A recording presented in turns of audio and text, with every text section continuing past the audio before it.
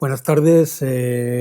Vamos a dar comienzo a la segunda sesión sobre COVID-19. Se trata de una sesión que está fomentada por Senfic y en la que intentamos dar respuestas a, si es que podemos, a algunos de los problemas que se están planteando con la epidemia, con la pandemia que estamos viviendo. Estuvimos aquí hace un mes. Y en este mes han pasado muchísimas cosas, sobre todo a nivel asistencial en los centros de salud. Hemos dado un vuelco total a nuestra práctica y lo que antes eran una serie de cosas ahora se ha convertido en una cosa que se llama COVID con algunas cosas laterales, ¿no? Esta es la situación que tenemos. Intentamos en esta sesión aclarar en la medida de lo posible algunas de las cuestiones que ya se plantearon en la sesión anterior y en la que en este mes, como hay un aluvión de publicaciones, como bien podéis comprender, hemos podido señalar y hemos podido recoger y también intentaremos, en la medida de lo posible, aclarar algunas de las dudas que están en la cabeza de todos nosotros, ¿no? Porque nos surgen prácticamente a diario en nuestra práctica asistencial, incluso en algunas cuestiones o inputs que nos vienen desde fuera, ¿no? Se hacen mensajes periodísticos, mensajes de los políticos, que acaban influyendo directamente en nuestro trabajo diario. Como el otro día, contamos con la participación hoy también de José María Molero, es médico de familia en el Centro de Salud San Andrés, miembro del grupo de infecciosas de Senfic, y hoy también tenemos la oportunidad de contar con Javier Arranz, que es también miembro del grupo de infecciosas de Senfic y además es componente del Consejo de Gestión de Enfermedades Infecciosas del Gobierno de las Islas Baleares. Hemos tenido un problema técnico que al final se ha podido solucionar y pediros disculpas por el retraso. Vamos a empezar casi con 20-25 minutos de retraso, lo cual nos va a llevar un poco como hasta las 10 de la noche. La idea era hacer una sesión como de 1 hora y media y esa es la idea que vamos a mantener. Como en la anterior sesión, también os recuerdo, aunque ya lo sabéis porque están entrando multitud de preguntas, que podéis enviar preguntas a la dirección preguntas@senfic.es. Intentaremos a la medida de lo posible, de eso me encargo yo, de intentar agrupar las preguntas por temática, pero ya os aseguro que probablemente no vamos a poder dar respuesta al aluvión de preguntas. En la sesión anterior hubo más de 300 preguntas y hoy, por lo que voy viendo, pues vamos por el mismo camino o más. Entonces ya, sin más espera, José María, cuando quieras. Gracias por estar aquí una vez más. Como dice Jesús, vamos a intentar revisar en todo lo que hablamos hace un mes, qué es lo que se ha consolidado y qué dudas nos han surgido a raíz de todas las publicaciones que, como dice Jesús, ya son incontables. La verdad es que se está publicando mucho y es lógico, a medida que aumenta la incidencia de la enfermedad y se extiende a diferentes entornos y países, pues lógicamente el número de publicaciones van a aumentar. Al principio ya veréis cómo hemos cambiado, ahora vamos a utilizar estudios de China, pero menos estudios de China, y hay estudios que se han hecho en España, en otros países, y nos van a dar también una solidez a la hora de intentar aclarar algunas dudas que han ido surgiendo de la práctica clínica. La segunda parte, luego Javier hablará más de la parte, más de la gestión de la epidemia, de cómo se está haciendo. Javier además pertenece al comité técnico ministerial que asesora un poco las decisiones gubernamentales, pero nos podrá explicar un poco, bueno, cuál es su punto de vista de muchas de las cosas que también estamos viendo continuamente en los medios de comunicación y por parte del Gobierno. Bueno, recordaros que no tenemos actividades que puedan generar un conflicto de interés en esta ponencia. Y bueno, esto es un poco el esquema, intentar revisar. Deciros que la presentación luego se va a compartir, o sea, se va a poner disponible para todos. Es mucho más extensa que lo que veis aquí. También algunas de las diapositivas, y más con el retraso que llevamos, las pasaremos más rápidamente y me centraré solo en el mensaje concreto y clave de lo que queremos hablar. De la epidemiología, ¿qué sabemos de nuevo? Fundamentalmente los casos ya de España. Hace un mes hablamos de casos de China. España estaba empezando a tener. Sabemos que cambia un poquito respecto a lo que teníamos antes. Fundamentalmente porque, por ejemplo, tenemos un poquito más de mujeres que de varones. Tenemos, los varones se hospitalizan más, se complican más en enfermedad crítica y mueren más que las mujeres. Ahí el 7,5 está mal puesto, es un error, pero estamos hablando de 1,75 a 1, ¿vale? Es un error de la diapositiva. Sabemos que también la edad media es un poquito mayor en el varón que en la mujer. Aquí estamos hospitalizando de los casos confirmados, que no son para nada los casos reales, un 48%. La neumonía está presente en un 60% de los pacientes que se confirma la infección. No significa neumonía grave, ni por tanto neumonía que tiene que ingresar. Y como veis ahí, la tasa de letalidad 7,6 global. Vemos también que la prevalencia de enfermedad de base va aumentando en función del nivel de severidad. Eso sí que coincide con todos los países y coincide también con China. Y, lógicamente, como vemos ahí, el dato que a mí que resaltamos todos y que porque pertenecemos a este mundo es el 18,5% de casos notificados que son trabajadores sanitarios, que es un número, como veremos ahora, bastante elevado comparado con otros países. Esta tabla únicamente no me detengo, toda esta información la podéis descargar, ya sabéis que tenemos fuentes, en la presentación ponemos las diferentes fuentes donde podéis obtener toda esta información. Esto es del Carlos III y ahí podéis ver sobre todo cómo, aunque es más frecuente en edades más jóvenes, por debajo de los 55 años en la mujer, a partir de esa edad precisamente, tanto los hospitalizados como los que acaban en la UCI como las defunciones, es el varón el que tiene más riesgo. ¿De la transmisión hay algo nuevo? Bueno, ya sabéis que esto es lo que pusimos la otra vez. La duda que tenemos es si se transmite o no por la vía aérea, por aerosoles. Se ha publicado un estudio donde, en condiciones experimentales, ideales, ensayo clínico, y además de laboratorio, a una temperatura de 21 a 23 grados y una humedad relativa, sí que se pueden generar aerosoles que permanezcan en el ambiente una media de 2,7 a 3 horas. ¿Vale? Condiciones experimentales, ideales. Podemos ver que no siempre se van a reproducir en nuestro entorno. Igual que, como veis ahí, también en otro tipo de soportes que habitualmente estamos en contacto. El plástico, móviles, por ejemplo, teclados, que estamos todos los días utilizándolo, y bueno, metal o cartón. La transmisión digamos, en aerosoles, en técnicas que se producen en el mundo sanitario, en el ámbito sanitario, se ha visto que sigue estando ahí, es posible, y que, por lo tanto, este estudio sí que tiene una base para la hora de justificar lo que ya sabemos.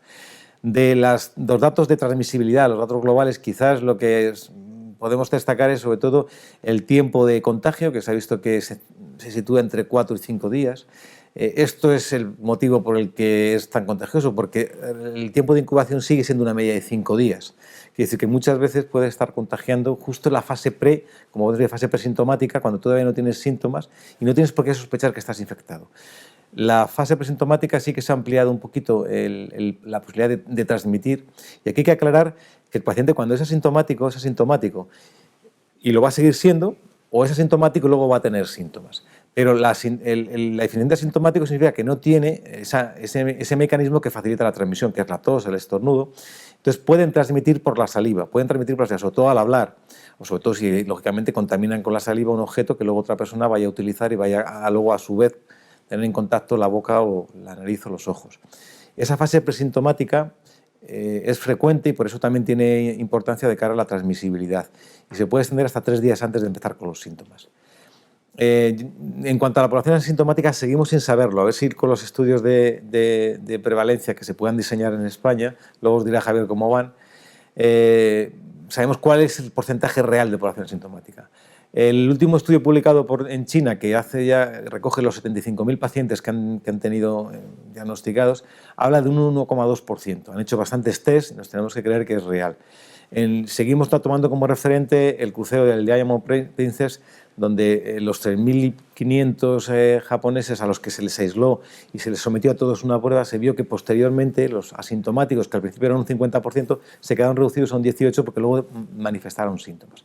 Por ahí probablemente alrededor de un 15 o un 20% pueden ser el porcentaje de asintomáticos, pero lo tenemos que ver. Novedades en cuanto al riesgo que tenemos, y esto nos va a servir para muchas preguntas que se han hecho y también para nuestra práctica clínica, es decir, ¿cuánto tiempo el virus puede estar en la vía respiratoria? Porque es por la vía de transmisión fundamental en nuestro entorno.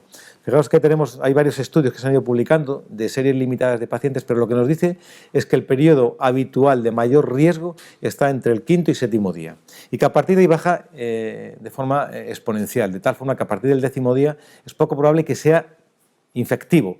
Aunque es cierto y tenemos la experiencia que sigue dando positivo la PCR, luego lo veremos en las pruebas diagnósticas, pero la infectividad, de hecho se han tomado muestras con hisopos faríngeos y nasales y se han intentado cultivar en un cultivo viral, con las dificultades que tiene un cultivo viral, y se han visto que era imposible, a pesar de que era positiva la PCR y que podrían obtener muestras de la vía orofaringea, luego no producían la infectividad. Otro estudio, y aquí lo importante de este estudio te dice que la replicación en la vía respiratoria alta es independiente de la vía respiratoria baja. Todos pensamos que es el ascenso de la vía baja, porque realmente es una infección baja, el que va a producir también la transmisibilidad. No, se reproduce, se replica activamente durante los primeros 5 días en la faringe, el orofaringe, y por lo tanto es ahí donde es infectivo. Si además no da síntomas los 3 días previos a darlo, en la fase presintomática, pues el mecanismo de contagio es bastante frecuente. Aquí también te dice que la serocompresión, y luego lo veremos después, a los 14 días es prácticamente en el 100% de los pacientes. Clínica, ¿qué tenemos de novedades? El estudio chino que ha actualizado y que mantiene lo que se decía con 44.000 pacientes, que en ellos el 81% no tenían una enfermedad grave o severa o crítica, es decir, que son pacientes de manejo habitual, entorno a atención primaria, no necesitaba la hospitalización. Y luego hay un 14% que requiere hospitalización, de los que se estaban siguiendo a nivel ambulatorio, o sea, los que no eran graves, perdón, un 10 o un 15% pasan a ingresar, y de estos que ingresan, un 15 o un 25% acaban desarrollando una enfermedad crítica que requieren el soporte de respiración mediante ventilador, y de ellos, y eso sí que se reproduce exactamente con las cifras que tenemos en España, es el 50% de los que tienen una enfermedad crítica acaban falleciendo. Este es el estudio crítico y yo quería destacar, del estudio de China, quería destacar cómo ellos tienen un 3,8% de infectados en el personal sanitario. Nosotros estábamos en un 16%, lo quiero recordar como dato, ¿vale? Esta es una clasificación, la has traído de un documento de la OMS, para cuando hablamos de síndromes, tener en cuenta que la enfermedad no grave habitualmente son infecciones respiratorias no neumónicas o neumonías no graves. Es la mayoría de los pacientes que vamos a tener, ¿de acuerdo? Pero hay neumonías que no requieren ingreso, porque no son graves. Y luego ya tenemos el resto de síntomas, de síndromes que son los que realmente producen la enfermedad crítica y la enfermedad mortal. A ver, datos también nuevos que tenemos de España, los que veis ahí, los síntomas, más o menos se mantienen, los conocemos todos, luego hablaremos de los síntomas no habituales. En varones es más frecuente la fiebre y la disnea, y en mujeres es más frecuente el dolor de garganta, los vómitos y la diarrea, o sea, los síntomas intestinales. ¿Hay diferencias entre las 4 más graves y los menos graves? Fundamentalmente en la frecuencia, pero no hay ningún síntoma que sea más frecuente en uno a otro, sino en la frecuencia de cada uno de los síntomas individualmente. Hay presentaciones menos habituales, ¿vale? Que a veces nos dan las pistas de poder diagnosticar o sobre todo de actuar, como yo digo abajo, de una forma más estrecha y de forma preventiva. Pero recordaros que los criterios diagnósticos se acaban de actualizar, no han cambiado, siguen siendo síntomas de infección respiratoria alta, aunque estos tipos de síntomas que vamos a ver ahora nos ayudan en el pronóstico, sobre todo también a veces al diagnosticar precozmente. Síntomas neurológicos existen, en una cuarta parte de los pacientes, es un estudio que se publicó en China, hay algún síntoma neurológico de los que veis ahí, ¿de acuerdo?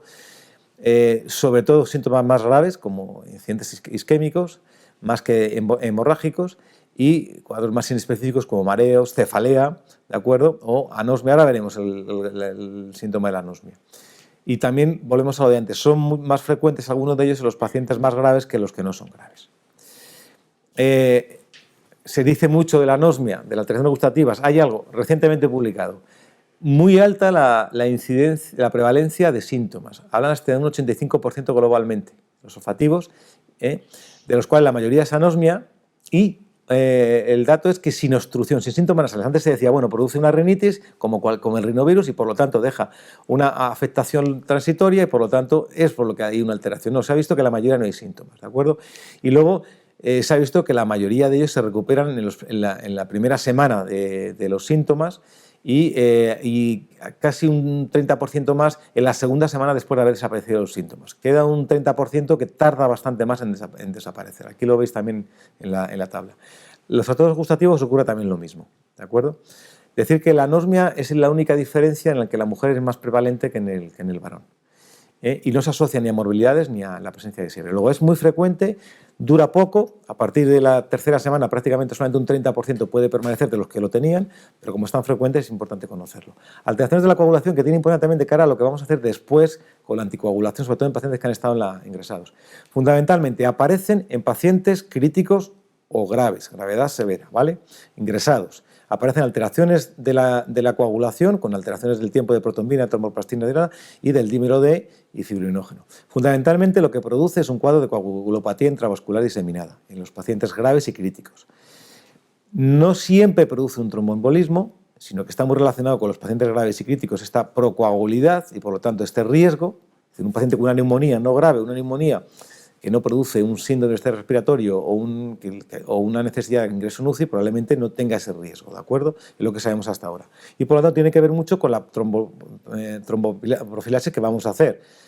En un paciente que está ingresado o que está en domicilio, tenemos que seguir es decir, que no está grave, que no ha estado crítico, que no ha estado ingresado, que no tiene alteraciones como el dímero D o los otros factores que nos indican que, que tiene un alto riesgo de coagulación. Tendremos que tratarle pues como cualquier paciente al que decidimos poner una profilaxis, ¿de acuerdo? Siempre dosis profiláctica, ¿de acuerdo? A dosis de 40 o 60 o 80, depende un poco del peso, normalmente 40 o 60 de heparina. En cambio, cuando el paciente ya tiene otros factores, ha estado crítico, sí que se le va a poner una dosis alta, dosis de tratamiento, y se le va a mantener posteriormente durante el alta durante un tiempo, habitualmente entre 2 a 4 semanas. ¿De acuerdo? Y no hay que modificar los anticoagulantes, salvo que interfiera con los tratamientos que se van a poner, que luego hablaremos de ellos. A ver, más cosas que en manifestaciones, los cardiovasculares. Fundamentalmente, fijaros que se habla de que es una enfermedad sistémica, porque produce una lesión miocárdica, incluso aumenta la insuficiencia cardíaca, aumenta los cuadros de isquemia, y por lo tanto es una enfermedad que hay que tener en cuenta también en cuanto a la morbi y también mortalidad de nuestros pacientes. Una revisión actualizada bastante reciente y que nos da esa foto. Hay síntomas oftalmológicos. Fundamentalmente lo que es más característico es la congestión conjuntival. Deciros que se me ha olvidado decir antes que en la mayoría de los síntomas del gusto y del olfato aparecen con otros síntomas, o sea que no deja de ser un síntoma más. Solamente hay un 12% en los que las alteraciones del olfato olfativas son previas a la aparición del resto de síntomas que puede respiratorios o digestivos. En este caso, los síntomas oftalmológicos ocurren con la sintomatología, no aparecen antes, ¿de acuerdo? ¿Hay manifestaciones cutáneas? Sí. Y también ocurre lo mismo, la mayoría son tardías en la evolución, cualquier tipo de sintomatología, de una irritación eritematosa, urticariforme, exantemática, pero suelen aparecer con el tiempo, igual que las sacroisquémicas. Digamos, son manifestaciones de micotromboembolismos que aparecen con la evolución en pacientes, muchos de ellos que han tenido cierta evolución severa.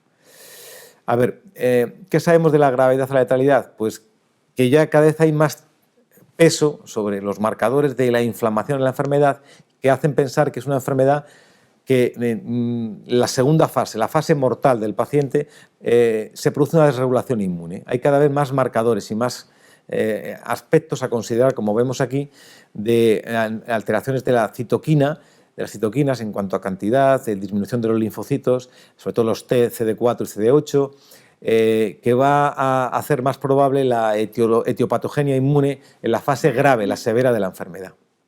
Es un cuadro que todo el mundo utilizamos, todos los que damos una ponencia sobre este tema, tiene aquí su referencia y viene a representar esto, que la fase inicial sí que parece que la respuesta viral es una respuesta que produce los síntomas y que va a desencadenar por un mecanismo inmunológico a nivel del alveolo pulmonar, del intersticio pulmonar, la respuesta inflamatoria. Esta respuesta es desmesurada, no se regula, no se controla. Hay una descarga de citoquinas y hay una por activación de los macrófagos. Entonces, lo que va a provocar que esa respuesta inflamatoria vaya a destruir y vaya a producir ese intersticio no funcional y, por lo tanto, la hipoxemia del paciente. En función de cada fase va a tener, de cara a los tratamientos experimentales que están utilizando los ensayos, un tratamiento u otro en cuanto a la utilidad. Esto es lo que se sabe de la fase más crítica. Fijaros cómo aumentan todos los marcadores, toda esta la analítica, pero sobre todo marcadores de enfermedad inmunológica. Las citoquinas, el dímero D, la ferritina. y es lo que realmente relaciona. Esto es como a partir del día 10-12 aumentan el dímero D, aumenta la interleuquina, aumentan una serie de marcadores de reacción inmunitaria y es por lo que cada vez la teoría esta es más probable. Y lo sabemos en la clínica. Todos sabemos que este fatídico día entre el 8 y el 10 es cuando se nos produce la mayoría de las complicaciones en nuestros pacientes, cuando les mandamos al hospital porque está con disnea, está con saturaciones bajas, es ahí. La mediana está ahí. Ahora lo veremos más brevemente. Estos son datos españoles. Fijaros cómo todos coinciden en que cuando el paciente se hospitaliza, cuando el paciente ingresa en la UCI, fijaros el fallecimiento, se producen en esta famosa ventana entre los 8 y los 10 días. Dato curioso, los pacientes en España, la mediana, el intervalo llega hasta 12 días, o sea, fallecen rápidos, desgraciadamente. Esto tiene importancia también de cara a los ensayos, como veremos luego en el tratamiento, que podemos obtener resultados rápidamente. Fijaros cómo la neumonía aparece, esta la puse la otra vez, aparece pues la neumonía grave normalmente aparece entre 8º a 9º día. ¿Y por qué fallecen los pacientes? Fundamentalmente por un fallo multiorgánico, por un SARS también, y lógicamente por una, como hemos visto antes, hay riesgo de infarto, hay riesgo de coagulopatía, tromboembolismo, hay una serie de alteraciones que sabemos que van a provocar la muerte del paciente. ¿Sabemos algo? Pues han salido muchos estudios sobre factores pronósticos. Yo he cogido porque creo que es además hay un número amplio de pacientes donde nos viene a decir que nuestros pacientes mayores, varones sobre todo, como habéis visto en las estadísticas, fumadores, que tienen comorbilidades, fundamentalmente algunas de ellas, son los que más riesgo tienen de ir peor y de fallecer. ¿De acuerdo? A ver, la morbilidad, ¿qué cambios hay? La morbilidad consideramos la edad, que está incluida, aunque no es una morbilidad como tal, pero está incluida en el grupo de riesgo, como veréis. Incluso se ingresa a pacientes que tienen una edad mayor. Fijaros, este estudio que es también reciente, cómo la edad, solamente con la edad a partir de 65 años, aumenta el riesgo de fallecimiento. Están hechos con estudios europeos, pero también tenemos las mismas gráficas con los estudios españoles. Y fijaros el riesgo absoluto que hay de muerte en pacientes por encima de 80 años. Luego la edad es un factor de riesgo importante. No sé si 60, probablemente es demasiado corto, más 65 o 70 es quizás la edad, pero bueno, de momento se sigue considerando 60 como factor de riesgo. Y la morbilidad. No voy a detener mucho, pero fijaros que la morbilidad es enfermedades cardiovasculares, sobre todo respiratorias crónicas, diabetes, son las enfermedades que más están afectando a los pacientes que están infectados. Lo que no se sabe muy bien es si es un riesgo atribuible a estas patologías o realmente es un sesgo de confusión porque son pacientes mayores que tienen más morbilidad. Por ejemplo, esta es la diferencia que hay entre la morbilidad asociada a un síndrome respiratorio, una infección por COVID que no produce neumonía y la que produce con neumonía. Aumenta la morbilidad, igual que aumentan otra serie de síntomas, en aquellos pacientes que van a tener una neumonía. A ver, morbilidades concretas. ¿Qué sabemos? La hipertensión. Pues este es un estudio recientemente publicado en China. Ellos tienen una prevalencia en la población general de 23% de hipertensión y los hipertensos que tenían infección por COVID era un 27%. Eran significativamente mayores y también tenían más comorbilidades. A ellos les sale algo curioso, esto que tenemos ahora y que no hay evidencias, o sea, no hay recomendaciones en contra, que sí que parecía que había mayor tendencia a desarrollar neumonía severa en aquellos que estaban con IE casados. De momento, todas las agencias reguladoras, todas las sociedades científicas, porque no hay más estudios que estos, dicen que no hay suficientes datos clínicos para cambiar el tratamiento de nuestros pacientes por sospecha de que puedan desarrollar una enfermedad más grave con mayor mortalidad. Hay un mecanismo fisiopatológico que está también en las diapositivas, que lo veréis cuando lo descargáis, las están ocultas, donde tanto los IE casarados pueden ser o favorecer fisiopatológicamente el mecanismo del aumento del daño por aumentar los receptores, pero también al revés. Disminuye también la angiotensina 2 y puede favorecer, digamos, el que también se inhiba la fase de replicación viral. Ahí estamos, que todavía no hay, pero de momento no se puede recomendar el suspender los fármacos porque no hay evidencias en este momento. A ver, el asma es algo también muy preguntado por mucha gente. ¿Es más frecuente la infección en el asma? No, no es más frecuente, ni en el asma ni en la alergia. Lo que sí que es cierto es que cualquier asmático con cualquier infección viral puede tener un peor curso. Luego no deberíamos de cambiar o quitar los inhaladores de nuestros pacientes asmáticos porque el interrumpir el tratamiento con corticoides inhalados es todavía más dañino que el mantenerlos. ¿Por qué? Porque se ha visto que no es más no produce más neumonía grave por tener el tratamiento en los pacientes asmáticos. Ocurre lo mismo con la diabetes. Un estudio recientemente publicado también donde te dicen que realmente no podemos asegurar que los diabéticos tienen más probabilidad de contraer la infección. Lo que sí que sabemos es que es más grave. O sea, es un factor de mortalidad, morbimortalidad. Pero no sabemos si es un factor de prevalencia. ¿De acuerdo? Acaba de hacer unas recomendaciones sobre manejarnos con los inhibidores de la SGLT2, porque son fármacos que sabéis que acaba de salir una alerta también a nivel mundial sobre su no recomendar su uso en las cirugías. Todo aquello que pueda haber un estrés oxidativo va a perjudicar el uso de este fármaco. Lo pongo, lo tenéis ahí, es una recomendación y sí que hay que interrumpir en determinados pacientes, como veis aquí, y en otros hay que no administrar, sobre todo cuando sospechamos que es un paciente que tiene la infección. Más cosas. Este también es un estudio curioso. La obesidad, ¿cómo influye? Influye en los menores de 60 años. Es un factor de riesgo pronóstico en los menores de 60 años, no en los mayores. Los menores de 60 años con obesidad es un factor de riesgo. No hemos avanzado nada en los antiinflamatorios, se siguen pudiendo utilizar, lo que pasa es que tenemos que ver si es el mejor fármaco para adaptar el dolor o la fiebre de nuestros pacientes, pero no está contraindicado también por un mecanismo de actuación de cara al receptor celular del coronavirus.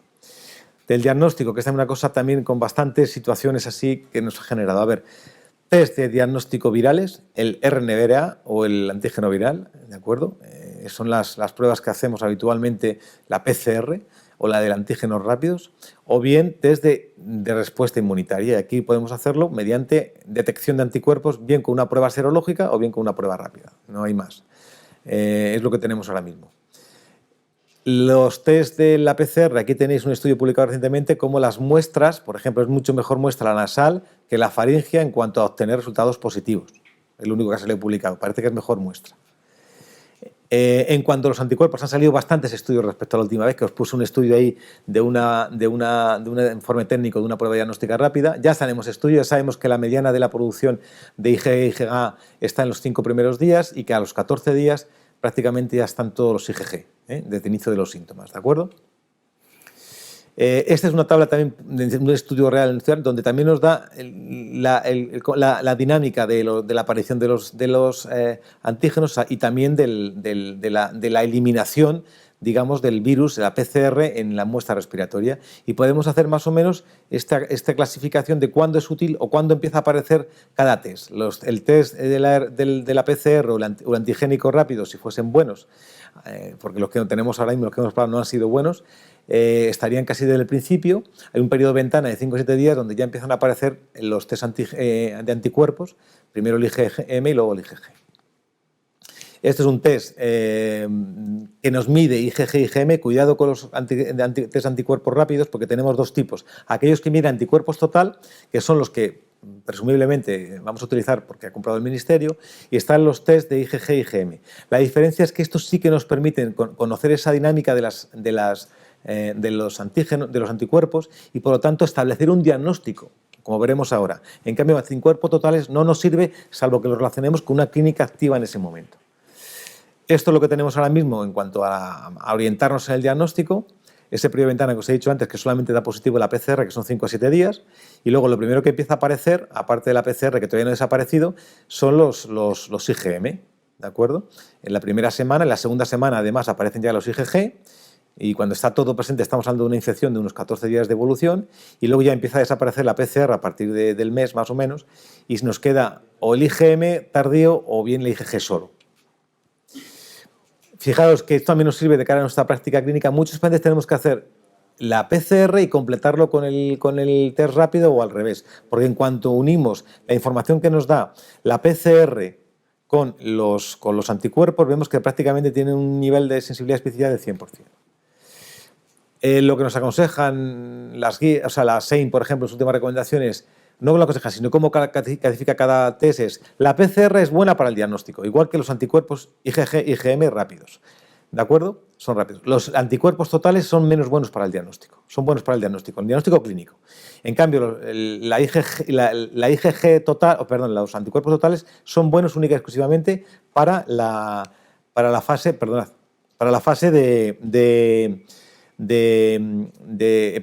epidemiológica, ¿de acuerdo? A ver, son buenas la PCR fundamentalmente para confirmar el diagnóstico igual que también lo es para el diagnóstico los IgG. En cambio, los antígenos serían buenos pues para conocer, tiene un valor positivo para conocer un poco la curación del paciente. Pero bueno, yo creo que el test de antígenos no se está utilizando en España, no se va a utilizar. Lo que estamos utilizando es los test diagnósticos rápidos IgG, IgM o IgG totales, y son los que tenemos que empezar a acostumbrar. Luego Javier os dirá cómo utilizarlos. Estamos terminando. Para el tratamiento. Rápidamente deciros que desde hace ya un tiempo la propia Agencia Española del Medicamento, la Agencia Española del Medicamento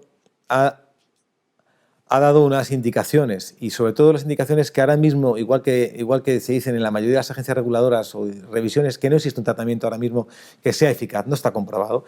Faltan estudios, están estudios en marcha, como veremos ahora, y lógicamente hay que tomar una decisión clínica en muchas ocasiones y hay que ver cómo la tomamos. En función del riesgo del paciente, a lo mejor tenemos que lanzarnos a tomar determinadas decisiones, tanto como estudio clínico, ensayo clínico o como tratamiento, de lo que sabemos hasta ahora, pero en otros a lo mejor hay que ser más prudente a la hora de esperar. Sobre todo ellos aconsejan no utilizar como uso profiláctico de momento medicamentos que no están avalados por un cierto estudio. Por uso profiláctico, pacientes que supone que no están graves. Una revisión que acaba de salir, que es novedad, la JAMA de esta semana, que también, como veis aquí, viene a decir lo mismo. No hay evidencias, no hay datos de la terapia profiláctica, pero yo lo que quiero destacar es esto. Fijaros que hay 109 estudios que van a terminar, desgraciadamente, por la evolución de la enfermedad en poco tiempo, en este mes y el que viene. Vamos a tener ya varios estudios donde nos van a posicionar fármacos que ahora tenemos dudas si hacerlos o no utilizarlos, ¿vale? Esto es del mismo estudio, cómo actúan los diferentes fármacos, sobre todo a nivel antiviral, y los diferentes fármacos que han sido utilizados. Básicamente tenemos los antivirales y algunos antiinflamatorios. Volémica. Se está utilizando en todos los protocolos este fármaco, ¿de acuerdo? Yo voy a decir lo que hay. La propia está basada en la agencia, la clasificación de Oxford de evidencia, y es lo que hay. Datos limitados, la mayoría empíricos y in vitro. In vivo hay pocos estudios. Es extraño, como ha habido pocos estudios, están en todos los protocolos de todos los hospitales. Y está pendiente de estos 30 ensayos clínicos que van a tener su luz en los próximos semanas, ¿de acuerdo? Parece que la hidroxicloroquina es mejor que la cloroquina, y ojo con los efectos secundarios, sobre todo en aquellos que tienen insuficiencia renal y hepática. Pero la evidencia sigue siendo muy limitada. A ver, este es el estudio que más importancia ha tenido de cara a su uso, pero fijaros que es un estudio con grandes limitaciones metodológicas. De hecho, empezamos con que hay muy poquitos pacientes, donde lo que se estudia no es curso clínico ni por tanto riesgo de complicaciones o de neumonía, sino solamente aclaramiento viral en las secreciones nasofaringeas. Es lo que estudia este paciente. Entonces, aclara mucho más los 6 pacientes que tienen la doble terapia que los que tienen solamente hidroxicloroquina o los que no tienen nada. Pero es aclaramiento, no hablan de curso clínico. Extrañamente, o no extrañamente, se acaba de publicar un estudio casi con el mismo número de pacientes en China y también estudia aclaramiento de la muestra faríngea y te dice lo contrario. Estos solamente utilizan hidroxicloroquina. Los chinos nunca utilizaron la doble combinación de acitromicina con hidroxicloroquina. Y no lo hicieron probablemente porque a lo mejor pensaron en esto. Esto es un estudio que también se acaba de publicar y cuando lo lees te da un poco de miedo en saber qué estamos haciendo con los protocolos. Han cogido pacientes que estaban utilizando hidroxicloroquina única y exclusivamente por enfermedades reumatológicas. Y vieron qué pasaba con aquellos en los que se las asociaba con acitromicina. Había muchos pacientes asociados con acitromicina y tuvieron una alta probabilidad de morbilidad cardiovascular. Aumentó por 2 la mortalidad cardiovascular. Bueno, ellos decían, sí, son pacientes a largo plazo, pero la dosis que estamos utilizando para el tratamiento con COVID es casi equivalente a una alta exposición de dosis. Acaba de salir un estudio publicado, que no tengo la idea positiva, pero que te dice que dosis por encima, en un ensayo clínico que han estado haciendo para pacientes con COVID, cuando daba una dosis alta por encima de 10 miligramos, han tenido que suspender esa rama porque aumentaba tremendamente la toxicidad. Cuidado con la toxicidad de este fármaco, ¿de acuerdo? Rápidamente, los otros estudios que hay son para pacientes graves, no preventivos. Este estudio con el epinavir ritonavir para pacientes graves se vio que no había diferencias clínicas. Se queda ahí, parece que queda un poco inactivado. El otro antiviral, que es el remdesivir, también acaba de salir un estudio publicado, pero metodológicamente, aunque sale en New England, no te da mucho soporte en este momento. Vamos a ver lo que pasa con los que están en marcha para poder utilizarlo. Vamos a ver con los que están en marcha qué puede pasar. Los corticoides, siempre duda, ¿lo pongo o no lo pongo? Sobre todo pacientes con EPOC, que a lo mejor se lo tengo que quitar porque ahí sí le perjudica. De momento, no retiréis el corticoide de pacientes con EPOC que necesitan o asma orales. Y lo que se ha visto es que sigue habiendo muchas dudas si son útiles o no. Es fisiopatológicamente plausible porque la inflamación justo se produce en esta fase terminal. Es que no puedo cambiarlo. Dos veces. Ah, vale, perfecto. La tecnología, ahora ya sí. Y lo que se ha visto es que, ¿por qué no se utilizan en los pacientes con SARS tanto el 1 como el 2 como el MERS? Porque producen aumento del aclaramiento viral, o sea, permanece más tiempo el viral, contagia más y se supone que puede producir más mortalidad, ¿de acuerdo? Pero también se ha visto que si nos atenemos a la reacción inflamatoria que hay, podría ser útil. Está ahí y todavía no tenemos estudios que nos lo digan. Y lo que ha crecido mucho es el número de estudios, ensayos clínicos, que también, insisto, están pendientes de publicarse en las próximas semanas, con fármacos inmunomoduladores, sobre todo inhibidores de la interleuquina 6, de la famosa cascada de interleuquinas, que es lo que daña el pulmón y produce el daño del intersticio. Vuelvo a decir lo mismo, están en estudio y yo creo que en las próximas semanas tendremos bastante más estudios que nos van a hacer abrir un poquito las expectativas o nos las van a cerrar. De la vacuna no digo nada porque no hay nada nuevo, salvo que como mucho tendremos la próxima dentro de un año si es que tenemos estudios que nos la valen. Y ya lo último, también hay mucha polémica sobre el tratamiento, seguimiento al alta, tratamiento al alta. Bueno, a ver, recordar que los pacientes que han estado ingresados, que son este prototipo, han permanecido con síntomas largo tiempo. Se habla de que puede permanecer la tos hasta 23 días en intervalo superior, la fiebre 13 días y sobre todo fijaros que la eliminación viral puede aparecer hasta, la media son 20 días y hasta 37 días incluso en algunos pacientes. La PCR famosa que me da positiva, si el paciente ya no tiene síntomas y ya se ha curado los síntomas, ¿por qué me da positivo? Pues se ha visto que es así, aunque no tenga síntomas. Luego yo lo tengo que tener claro de cara al seguimiento y de cara a las decisiones que tengo que tomar en la clínica. Estas dos características. Se habla mucho del paciente que se reinfecta y tiene que ver con la inmunidad. No, lo único que se ha publicado, y lo único que está publicado son pacientes que se han reactivado la infección. No sabemos si era un falso negativo la PCR, no sabemos si la PCR la persona tenía una poca muestra en la vía faringe y ahora ha reactivado su muestra faríngea por cualquier mecanismo interno. Lo que se ha visto es que una reactivación. Fijaros que es una serie de 55 pacientes que se reactivaron 5. Y de los 5 que se reactivaron no vieron que hubiese ninguna diferencia, ni en la clínica, ni tampoco en las características del paciente. O sea, que no dijeron, no es porque es mayor, no es que tiene más morbilidad, es que luego además va a ir peor. Ninguna de esas características se vieron. Fueron pacientes, incluso ellos, uno fue asintomático, que luego curaron, pero sí que la reactivación, que es lo que quiero poneros aquí, también aparece en este intervalo de 4 a 17 días. Es decir, los test se hacen negativos al cabo de 21 días de la eliminación, del inicio de los síntomas, y se pueden reactivar la mayoría de ellos en las primeras 2 semanas. 2 semanas. Vale, pues es un poco lo que tenemos que tener en cuenta de cara al seguimiento tras el alta. El paciente está curado, ha ido a su casa y tenemos que hacer una monitorización. Lógicamente, una monitorización de síntomas, porque lo que tenemos que monitorizar es cuál es su evolución clínica y cuál es su riesgo epidemiológico de cara a los demás, a los que con él convive o que se va a relacionar en el trabajo o en el entorno profesional o de ocio. Luego tenemos que tener en cuenta lo que sabemos de los estudios. Tenemos que tener en cuenta que los primeros 15 días son un periodo de observación bastante sensato, tanto para ver si se reactiva, ¿vale?, como para ver si transmite o ver si cura la clínica. Luego tenemos que hacer ese seguimiento durante ese periodo, fundamentalmente telefónico, personal sanitario, con hallazgos clínicos exploratorios y la duda que tenemos es ¿y qué hacemos con el paciente? ¿Cuándo le decimos que ya puede reintegrarse a su vida profesional, laboral, familiar, normal? Pues va a depender mucho del riesgo epidemiológico, no tanto de la clínica, que se supone que ya está curado, sino el riesgo epidemiológico. Y ahí no lo va a marcar el que tengamos o no tengamos datos sobre su PCR. Lógicamente, si el paciente no tiene PCR, vamos a seguir el peor de los escenarios, 14 días. Ha curado clínicamente, pero puede estar teniendo o puede reactivarse. Y como, aunque se reactive, a veces no da síntomas, pues 14 días parece un periodo bastante lógico para evitar ese riesgo de que transmita a los demás. Si tiene una PCR positiva al alta, lo tenemos más fácil, porque solamente vamos a seguir el cuadro clínico. Cuando el paciente se encuentre bien, se recupera su actividad normal, laboral o no laboral. Y si tenemos una PCR negativa al alta, pues claro, positiva al alta, tenemos que hacer el peor de los escenarios. ¿Qué hacemos? Pues 2 opciones. O repetir la PCR si podemos, tenemos muchas dificultades todavía para hacer PCRs a aquel personal que no sea sociosanitario, ¿de acuerdo? O bien situarnos en el escenario de que no se le ha hecho la prueba, es decir, esperar 14 días. Si en 14 días el paciente no se ha reactivado clínicamente, le podemos decir que se reintegra a su vida normal. ¿Qué pruebas deberíamos hacer? No hay nada establecido. Sentido común.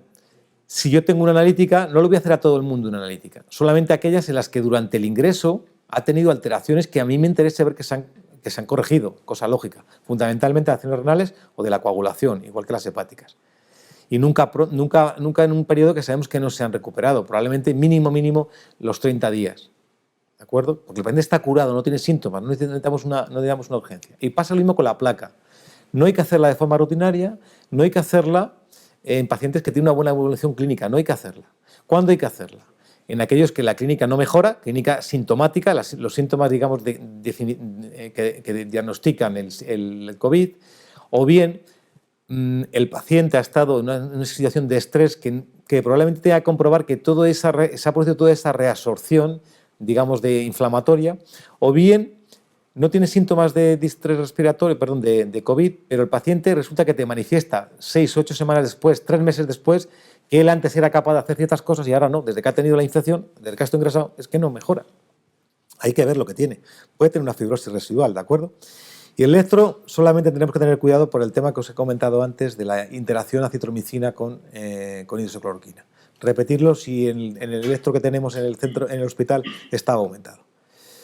Y bueno, yo aquí ya me quedo. Javier dirá una parte que tiene que ver con, como he dicho antes, con la epidemiología y luego pasamos a la parte de preguntas. Sí, hola. ¿Qué tal? Bueno, la parte que yo quiero enseñaros no es tan técnica quizás en ese sentido como José María nos ha explicado. Quizás sí que, parándonos un momentito en la epidemiología y en la situación en España, ¿no? Sobre todo, hay una información sacada que el Instituto de Salud Carlos III y el Centro Nacional de Estadística maneja cada ciertos días. Acaba de sacar un informe de ayer mismo, entonces vale la pena, se puede entrar a través de la página del Ministerio. En este análisis analiza 113.000 pacientes que se envían al sistema de vigilancia de España. Suponen el 67% del total de los pacientes que tenemos diagnosticados en este momento. Y nada más, no voy a entrar en lo de mujeres y la edad, pero quizás estos dos datos de aquí.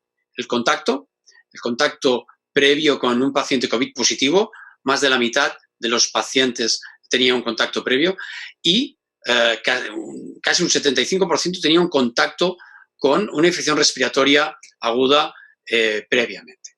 Entonces, creo que estos dos datos son importantes a la hora de valorar los pacientes que vamos a ir recibiendo o en los que podemos sospechar.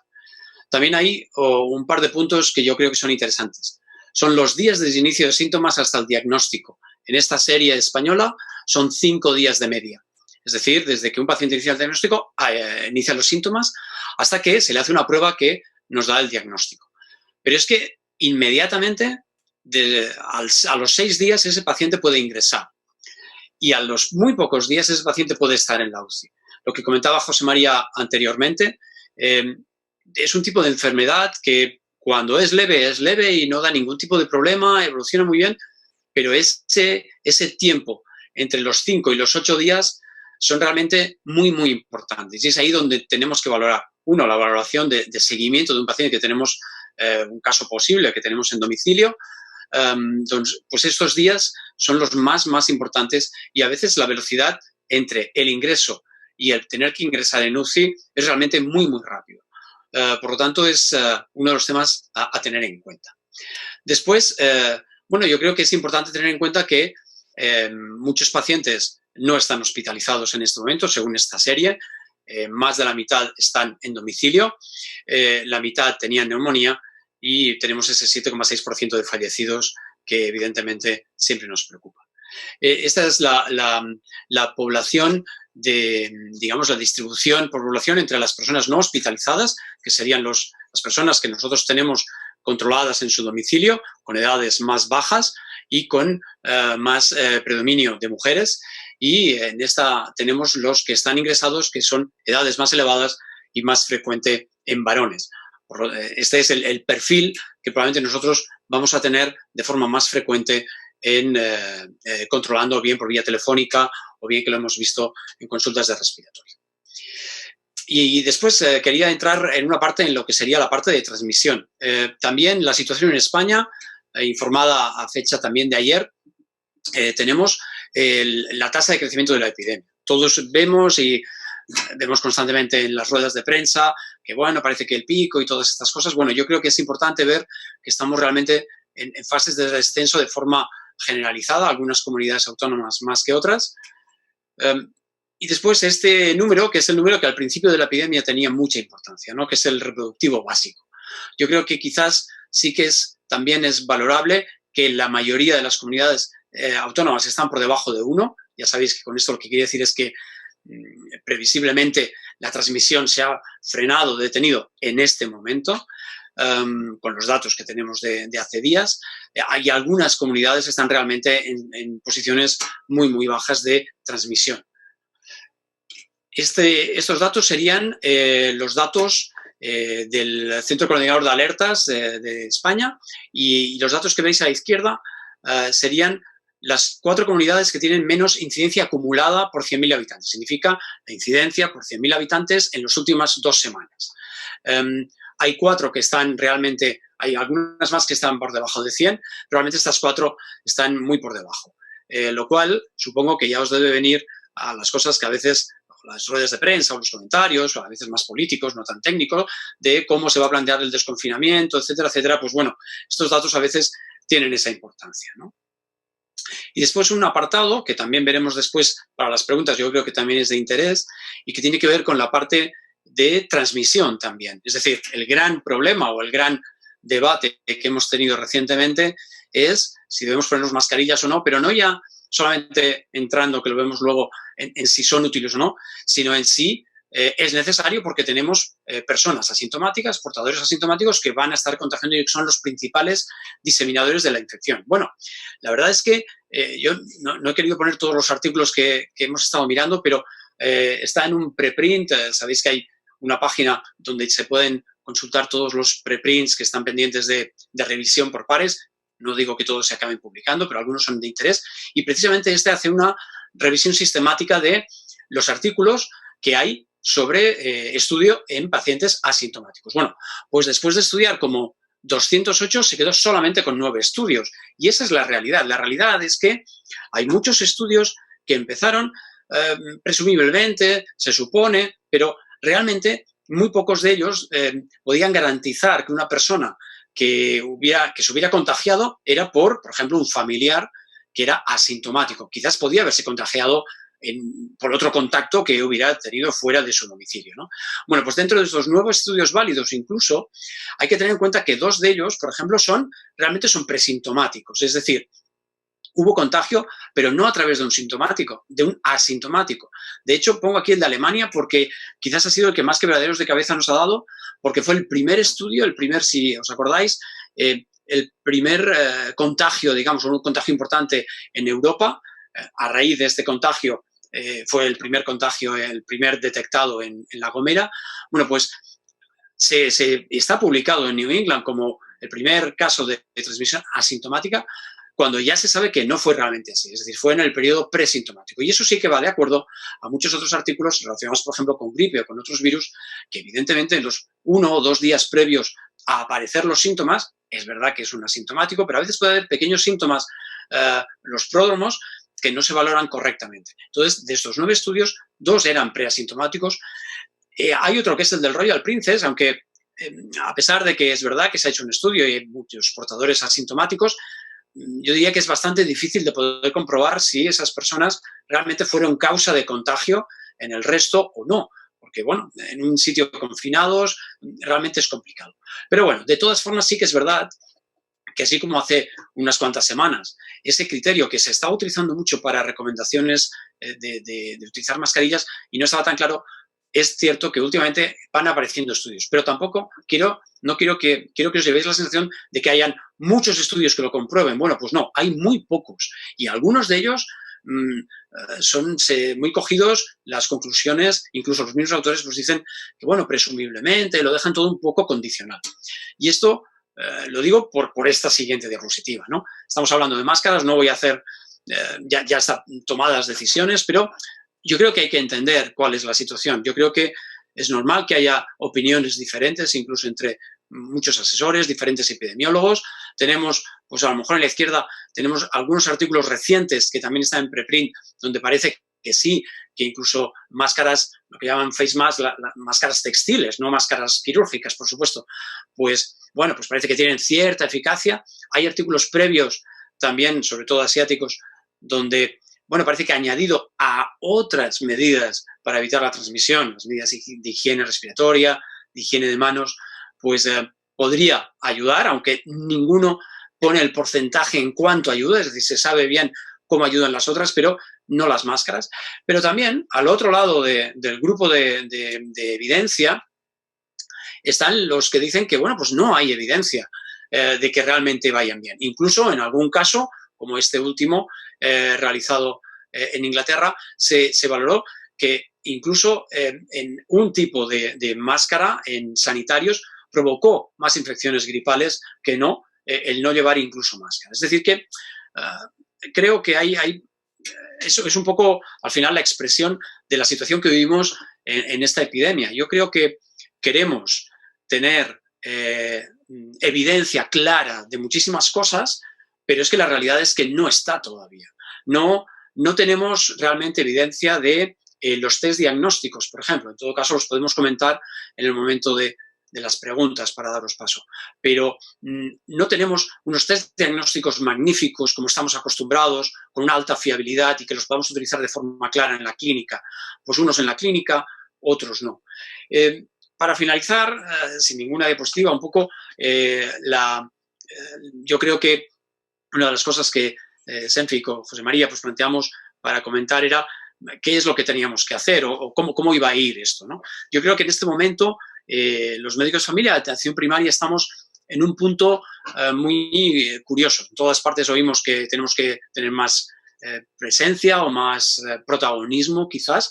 Bueno, el protagonismo se lleva para poder hacer cosas. Entonces yo creo que está claro, y parece ser que todo el mundo lo tiene claro cada vez más. Cuando digo todo el mundo me refiero a los que tienen que tomar esas decisiones, los políticos y nuestros gestores, de que en primaria tenemos que empezar a diagnosticar de forma fiable. El diagnóstico de forma fiable ciertamente no es solo, no va a ser los anticuerpos rápidos, o al menos no va a ser a todos los pacientes, porque habéis visto las sensibilidades, las especialidades que hay, pues no te puedes fiar de anticuerpos negativos. Los anticuerpos utilizados negativos tienen que comprobarse por PCR a día de hoy. Incluso los positivos solamente por IgM pueden ser positivos débiles y también a veces puede resultar un falso positivo. O sea, no es tan fácil, al menos las técnicas que están disponibles en el mercado en este momento.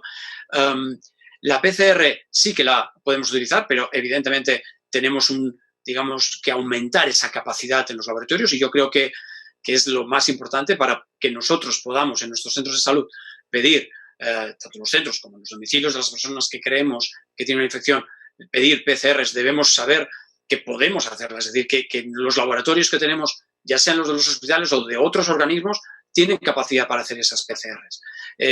Es decir, tenemos dificultades para poder hacer diagnóstico. No solamente ya el diagnóstico de la enfermedad, sino el seguimiento. Tenemos dificultades para poder pedir una radiografía, porque a veces no tenemos el criterio princeps para decir, no, pues es que hay que hacerlo. Se han hecho intentos en diferentes comunidades, todos vemos que esa cifra que os ponía al inicio, entre 5 y 8 días, es el momento clave, lo ha dicho el doctor Molero. Yo creo que es muy importante en esos días sí que hacer un control muy estricto de la disnea, básicamente el primer síntoma de si tuviéramos algún sistema de análisis, que quizás es el momento de pedirlo para poder tener una LDH, una ST o unos linfocitos, por ejemplo, pues realmente nos están dando información, porque en muchos algoritmos presentados en algunas publicaciones, pues utilizan esta información como pronóstico de que ese paciente puede no ir bien y por lo tanto podríamos hacer algo más, o bien remitirlo al hospital, o bien hacer una radiografía, indicarla, etcétera, ¿no? Yo creo que hay muchas incertezas.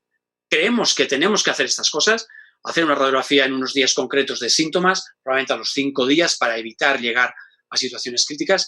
Tenemos que hacer PCRs, tenemos que hacer anticuerpos, y en todo caso después, si alguien pregunta, podemos añadir y concretar quizás de qué forma, pero no todas esas cosas todavía no las tenemos disponibles como tenemos otras herramientas, ¿no? Yo creo que para no alargar más, daría paso a las preguntas y en todo caso, dependiendo de las preguntas, pues vamos a poder ir ampliando la información. Vale, muchas gracias, Javier. Bueno, bien, pues sí, vamos a empezar las preguntas y te lanzo a ti la primera. Hay varias preguntas en relación con qué piensas del levantamiento parcial del confinamiento que empezó ayer. ¿Cómo crees que va a incidir en ciudades grandes como por ejemplo Madrid, Barcelona o en comunidades como la tuya que tienes una incidencia bastante menor de casos? ¿Qué es lo que opinas de eso? Bueno, yo creo que esa es una decisión que, yo, como supongo que imaginaréis, tiene motivaciones, por un lado, de que es verdad que estamos bajando estamos en la parte baja de este pico epidémico y, por tanto, es un momento apropiado para empezar a pensar en estas cosas, ¿no? Se ha levantado el confinamiento parcialmente, aunque después de salir hoy a la calle realmente hemos visto que hay mucha gente ya haciendo la actividad normal. Yo creo que probablemente había que levantar de alguna forma este tipo de confinamiento tan estricto. Por supuesto, si lo alargamos más tiempo, estamos más tranquilos. Bueno, pues sí, vamos a esperar y todavía tendremos menos casos, ¿no? Pero yo creo que lo que pasa es que en estos días tendremos, digo días porque van a ser probablemente 10 días, 15 días entre el efecto del confinamiento anterior, el que hemos tenido hasta hace 2 días, en que puede aumentar los casos, y también estos 15 días en que aumentarán los casos más adelante, 10, 15 días de las personas que ahora han empezado a movilizarse, ¿no? Yo creo que en estos días se ha de insistir mucho en las normas que se ha dado de higiene, en las normas para evitar transmisión. Se tiene que proteger bien a las personas que sabemos que pueden ir mal, lo hemos visto, personas vulnerables y otros colectivos o con comorbilidades. Pensar que tenía que esperarse más, teniendo en cuenta otra cosa también. Yo creo que hay el aspecto que no lo he comentado antes, pero no sabemos la prevalencia de infección en la comunidad. Si mantenemos mucho confinamiento, tendremos poca inmunidad en la población, siempre tendremos ese riesgo de tener más infecciones, ¿no? Bueno, y también yo creo que al igual que tenemos dudas con algunas cuestiones, también tenemos que ser capaces de volver atrás. Y de volver atrás en el momento en que veamos un cierto repunte. Y esto hay que asumirlo también, que a veces hemos visto Corea del Sur parecía que lo había hecho estupendamente y Corea del Sur está teniendo un repunte con muertes y que se están planteando volver atrás en el confinamiento, ¿no?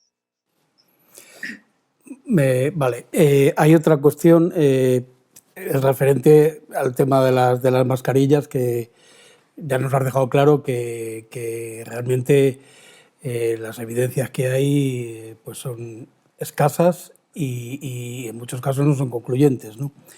Pero claro, cuando para muchos médicos es difícil no responder o cómo tienen que responder a los pacientes cuando les preguntan y ven, por ejemplo, como en el caso de Madrid, que se reparten en el metro. ¿Qué significa eso? Que yo, que soy una persona asintomática, voy a coger el metro porque tengo que ir a trabajar, me tengo que poner la mascarilla, ¿y para qué? O sea, ¿qué significado tendría eso? Yo creo que se ha decidido un poco ampliar algunas medidas que parece que no son negativas, salvo ese estudio que, bueno, podría ser muy concreto en profesionales sanitarios, y entonces dices, bueno, pues vamos a ponerlas en marcha, ¿no? Pero las mascarillas higiénicas, que son las que se han repartido, sabemos que duran poco tiempo, incluso las mascarillas de tela. Es cierto que los últimos artículos que están apareciendo dificultan o evitan el paso de partículas, el paso de partículas tan pequeñas como virus, es cierto. Deberíamos recomendarlas lo que hemos hecho hasta ahora, ¿no? En personas sintomáticas, personas que tienen síntomas. Pero en una persona asintomática en este momento, que no sabe si lo tiene, pero no se quiere contagiar, y realmente está en una zona donde no puede mantener esas otras medidas que sí que sabemos que son útiles del distanciamiento, es muy difícil decir, cuando ya todo el mundo está utilizando mascarillas, mire, no utilice mascarilla. Entonces, al final se ha ido por ahí. Yo creo que es una decisión que hay que mantener por ahora, sobre todo en el caso de los transportes públicos que hay mucha aglomeración. Bueno, pues es cierto que una parte probablemente de esas gotas, incluso al hablar, se van a retener en una mascarilla. Después habrá que ver cómo se utiliza la mascarilla y yo creo que nuestra parte como médicos es recordar constantemente cómo hay que utilizar esa mascarilla, que hay que cambiarla o que hay que retirarla, que no hay que tocarla, etcétera, etcétera. Muy bien. Has comentado antes un poco la situación de Corea del Sur. Todos teníamos la idea hasta ahora de que la estrategia que habían seguido era una estrategia, bueno, para empezar era diferente a lo que se había hecho en otros países y por el hecho de hacer test masivos a toda la población. ¿Nos podías contar un poco en qué consistían esos test y si realmente eran fiables y por qué o a qué atribuyes tú ahora el bajón que hayan podido tener? Bueno, los test que se han hecho han sido PCRs. Piensa que los test de anticuerpos que se están utilizando han salido hace, vamos a decir, relativamente poco. Estamos hablando de poco tiempo de epidemia. Son básicamente PCRs hechas pues como en muchas comunidades de aquí, de forma rápida, cribaje amplio en ciertas comunidades, comunidades relacionadas con comunidades religiosas, etcétera, es decir, núcleos con grandes poblaciones que han hecho un barrido importante. Pero recordemos que un barrido con PCR nos dice que ahora no tenemos una infección, podemos aconsejar y aislar a las personas que detectemos y eso es lo que se hizo. Y como cualquier epidemia, por otro lado, tuvieron menos casos, se disminuyó, como ocurre con todas las epidemias, y cuando abres este confinamiento, tienes el riesgo. Realmente los casos que ahora están teniendo, un porcentaje importante, son casos importados, como le ha pasado también a China, aunque no en tan número tan alto. Es verdad que son casos importados, pero también está habiendo algún tipo de transmisión relacionado con estos casos importados. Lo que pasa es que Corea, además de hacer esas pruebas, también utilizaban los sistemas más avanzados tecnológicos en cuanto a seguimiento de contactos, etcétera, la cual cosa ya nos entra en algo que también se está discutiendo en nuestro país y que entraría dentro de cuestiones de libertad que habría que comentar en otra parte, quizás en otro momento, ¿no? Yo creo que están en ese punto ahora y habrá que seguir muy de cerca qué va a hacer Corea. Estoy viendo que hay también bastantes preguntas sobre realmente el periodo de infectividad de los pacientes y eso relacionado con el tiempo en el que hay que tenerles, recomendarles la baja.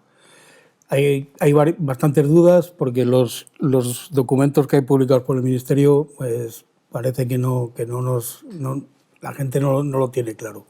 ¿Nos puedes contar un poco exactamente cómo sería eso? Bueno, yo creo que José María ya ha hecho una pincelada.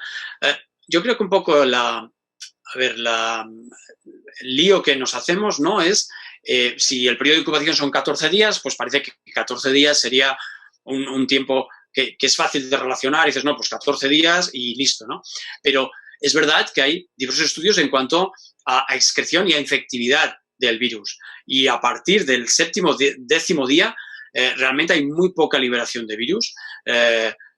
Realmente muchos el virus que se encuentra en nasofaringe tiene muy poca o casi nula capacidad infectiva.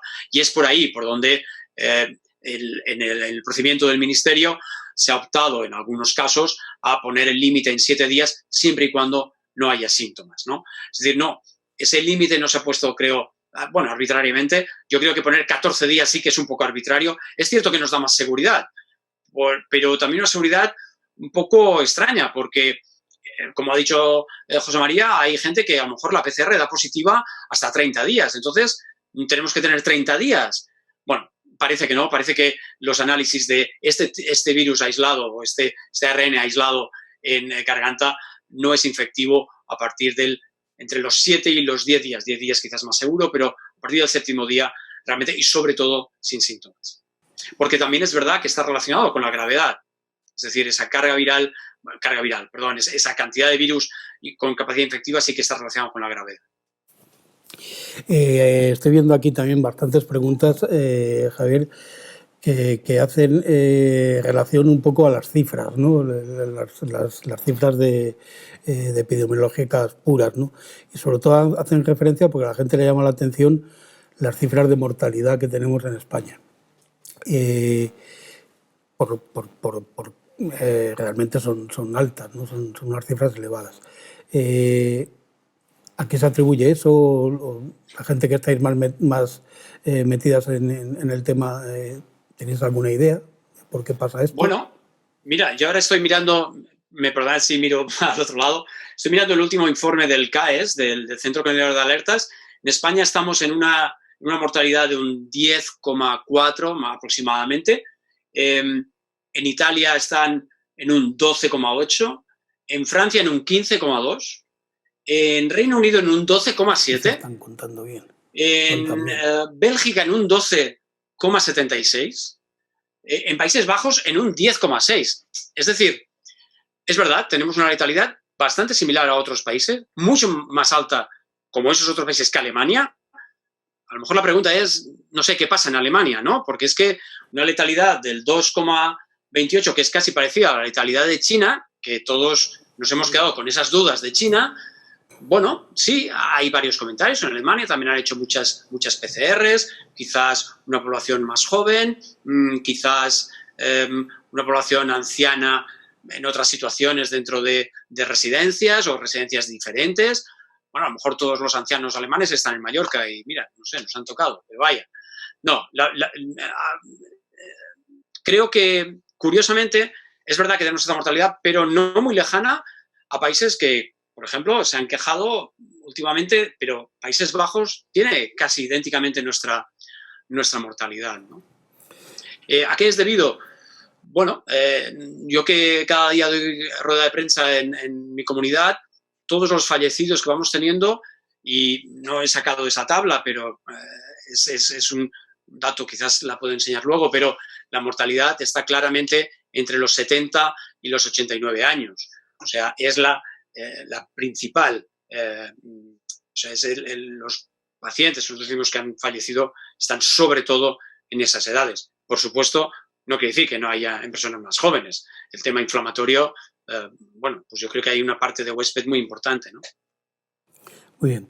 Voy a hacerle alguna pregunta a José María. Está viendo gente que tiene dudas importantes sobre el tema del uso de la heparina en los pacientes con alta hospitalaria. ¿Hay alguna recomendación que se pueda hacer? No tenemos recomendaciones en cuanto a su uso, en cuanto al tiempo que hay que usarlo. ¿Qué te parece? Sí, primero, como he dicho antes, los estudios lo que te dicen que el riesgo existe en aquellos pacientes críticos, porque es donde se produce la procoagulabilidad y, por lo tanto, el riesgo de una coagulopatía intravascular diseminada.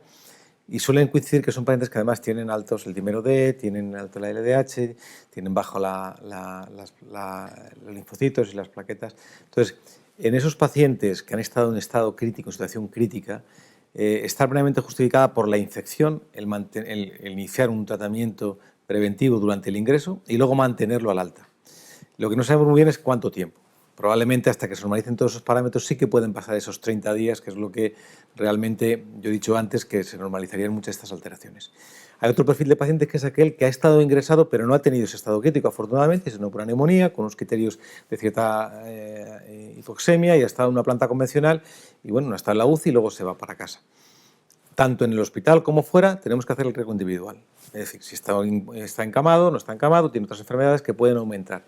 Ese paciente, una vez que vaya al domicilio, tenemos que seguir el mismo criterio que seguiríamos con otras enfermedades. No existen ahora mismo estudios que te digan que por el hecho de haber tenido una neumonía por COVID en este momento, si no ha sido crítica, el paciente tenga más riesgo en la fase posterior. Lógicamente, lo que sí que hay algunos estudios que están intentando relacionar la analítica dentro del hospital, no ha estado grave, pero sí que puede tener un alto endímero D. Entonces ahí hablan de que si el límite son esos 4 veces el límite superior, no vendría mal el plantearse un tratamiento profiláctico durante también un tiempo al alta, que ahí sí que oscila habitualmente entre 1 o 2 semanas. Y luego está la tercera posibilidad, que son aquellos pacientes que han tenido un TEP, porque desgraciadamente necesitan un PEP durante el ingreso. Esos pacientes luego tienes que mantenerlo el tiempo de dosis terapéutica y luego ya pasar lógicamente la anticoagulación. También hay bastantes preguntas, José, sobre el tema del uso de los corticoides inhalados. Vale. Corticoides inhalados en los pacientes que normalmente llevamos en el centro de salud, pacientes que tienen tos persistente, incluso que a alguno de ellos se le ha hecho una radiografía y tienen radiografía normal. ¿Hay que usarlos? ¿No hay que usarlos? ¿Son beneficiosos? ¿Son perjudiciales? Como he puesto ahí, depende del paciente. Lo que sí que hay que dejar claro es que el corticoide inhalado, no hay estudios que te digan que empeora, en este caso, la evolución del COVID. Podrías pensar que si se utilizan por vía respiratoria, donde está el virus, pues que también podría facilitar la permanencia del virus en la vía respiratoria, pero no está publicado nada. Lo que he dicho antes, no aumenta la incidencia o no parece que los asmáticos o alérgicos estén dentro del grupo de mayor incidencia de COVID. Y lógicamente esos pacientes han estado tratados. Quiere decir que en los pacientes que ha habido a nivel mundial, si no ha aumentado la incidencia es porque está claro que no influye el corticoide inhalado. Luego no se debería de suspender el corticoide inhalado, se debe utilizar, digamos, como requiera el paciente, igual que tampoco el corticoide oral, como he dicho antes. El riesgo del corticoide oral, estamos hablando de pacientes críticos en los que se ha probado el corticoide, no en el COVID-19, sino en el síndrome respiratorio de hace 15 años, en el que sí que se vio que aumentaba, en el MERS aumentaba la permanencia del virus en la vía respiratoria, pero en este todavía no se ha demostrado como tal. Estoy viendo también alguna pregunta relacionada con el control que hacemos en el centro de salud, cuando son básicamente controles telefónicos, como sabes. Cuando nos acercábamos, sobre todo estas semanas de atrás, al fatídico día 6 al 9, si existe algún tipo de predictor de carácter biológico, constitucional o de tipo genético, más allá de los factores de riesgo que son conocidos y que están publicados y que todos más o menos conocemos, que nos vayan a alertar sobre la posible peor evolución de ese paciente o, en fin, ¿qué piensas de eso? No sé si Javier tendrá más información.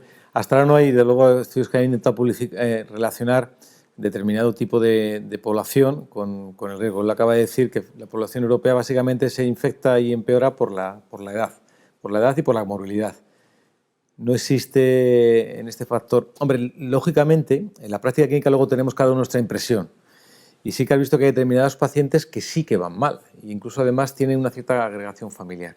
Entonces, si nos creemos que la base inmunológica, esa reacción del paciente, esa descarga de citoquinas puede ser la causa de la mortalidad y del síndrome del distrés y por lo tanto, del fallo multiorgánico, sí que está claro que podría haber un cierto componente genético que tenga que ver con el estado inmunitario. Pero en este momento no existen estudios que lo hayan publicado. No sé, ¿tú, Javier, tienes alguna información? No, la verdad es que ahora hoy he recibido un artículo sobre autopsias realizadas. Yo creo que probablemente va a ser interesante de ver si al menos en personas jóvenes, ¿no? Por ejemplo, que no acabamos de ver ninguna comorbilidad, salvo la obesidad que tú has comentado, que es cierto que parece que podría estar relacionado. Yo creo que es verdad que esas autopsias, que hasta ahora no hemos tenido nada de información al respecto, nada más alguna pequeña información sobre anatomías patológicas pulmonares, pero vaya, poca cosa más. Yo creo que es verdad que va a ser un paso donde nos va un poco a dirigir a ver algunas alteraciones que no estaban diagnosticadas o que pueda ser.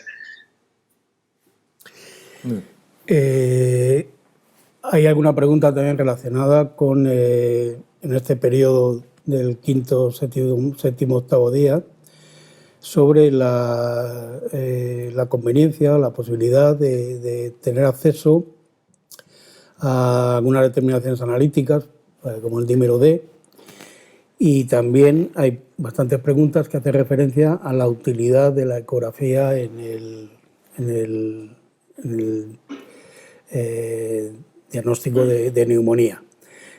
¿Podéis aclarar un poco algo sobre este tema? ¿Qué es lo que pensáis?